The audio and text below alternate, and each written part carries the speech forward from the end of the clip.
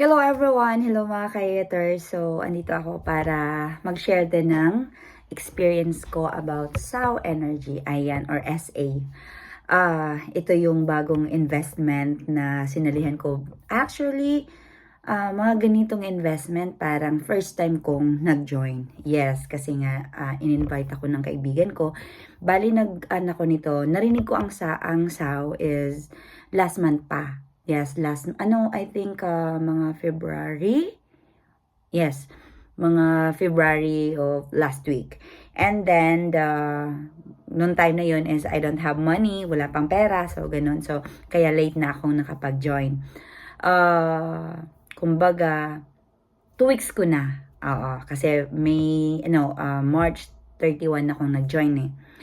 So, kumikita as in, kumbaga 3 days pa lang, naging manager 1 na ako. Tapos, andali, bali, parang magto 2 weeks, lagpas ng 1 week, naging manager 2 na ako. So, may kwan lang, kumbaga, tinatanong ko din yung sarili ko, ano ba, legit ba to? Or ano, scam ba to? Ganyan, ganyan. Tapos, ayan, nag-invite ako, invite.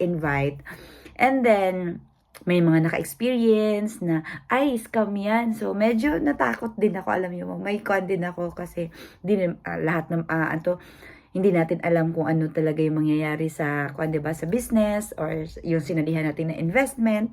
Kasi, napaka too good to be true eh. Kasi nga, diba, akalain mo, 1,350. Ako, ang ininvest ko is 1,350. Tapos, tutubo siya ng within 240 days ng 32K. So, So, ikaw talaga is maiinganyo ka. So, pero tinry ko kasi wala namang mawawala kung itry natin, di ba, na mag-invest, ganun. If ever na, ang tawag nito, if ever na mawala yung investment or yung apps or your link, at least tinry mo, di ba? Pero ayun nga, kumbaga sa 2 weeks naman wala namang problema. Nakakapag-withdraw ako ng parang 7 beses. Yes, nakakapag-withdraw ako. Tapos yun na, ang dami ko na din na invites. Ayan. Kumbaga, nag-enjoy. Nag-enjoy ako. Tapos medyo may mga lately lang na problems na, 'di ba? Alam, baka yung mga members din na iba na hindi sila nakapagtanggap ng withdrawal kasi nga nakuan yung GCash, 'di ba? Na parang may maintenance yung maintenance yung yung GCash. So ayan, kumbaga hintay-hintay na lang din tayo sa mga, alam niyo 'yan, hintay-hintay na lang din tayo sa anong mangyayari sa company kasi nagra-run pa naman eh. Kumbaga nagra-run pa yung link, yung apps. Yun nga lang, hindi pa rin natatanggap yung mga withdraw natin. Kasi ako, may 3 akong hinihintay. Pero, kumbaga iisipin ko, nakabawi naman kahit papano, kumikita naman din pa kahit papano. Yun nga lang, yung mga low natin, yung mga na-invites natin is yung kakapasok pa lang, hindi pa sila nakabawi, hindi pa sila nakapag-withdraw. Kumbaga, maaawa ka din. Pero, continue lang, 'di ba? Tingnan lang natin kung ano talaga yung mangyayari. Sana is ma-solve nila. Yes, ma-solve nila yung ang tawag nito, yung issue about withdraw. Kasi my God, kailangan din natin na may mga returns, revenue, mga daily returns para din naman ma-push natin yung team natin, 'di ba? Kasi kung may makikita tayo na mag-withdraw, may matatanggap tayo, talagang gaganahan tayo na mag-invite, na palakihin yung team natin.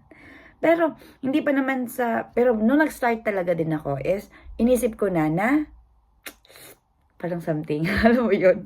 Kasi para, if ever mawala, hindi ka masasaktan. Pero sayang, kasi sana pinaabot ng December. Diba? Pero kayo, baka gusto nyo pang mag-join, kasi hindi pa naman nag-lock yung company, yung application. Just click the link below, okay? I-click nyo lang yung link na nasa description box. So, ayan lang. Yun lang yung yung story ko about sa SAO Energy. So far naman is kumbaga, maganda siya. Sa totoo lang, maganda. Kasi kumikita ka, diba? So, kailangan na lang talaga nating trabahuin. Palakihin yung natin, yung team natin. Paano natin palalukin kung wala tayong matatanggap na withdraw? Ayusin nyo yung nagagalit ako. So, yan lang mga kayaters. Sana mag-okay. Pag mag-okay, ay nako, sasabihan ko kayo para naman makapag-join ka, para ma-share ko na kumikita. You know? Basta mag-invest ka, wag ka lang masyadong talaga. Yung antaw nito.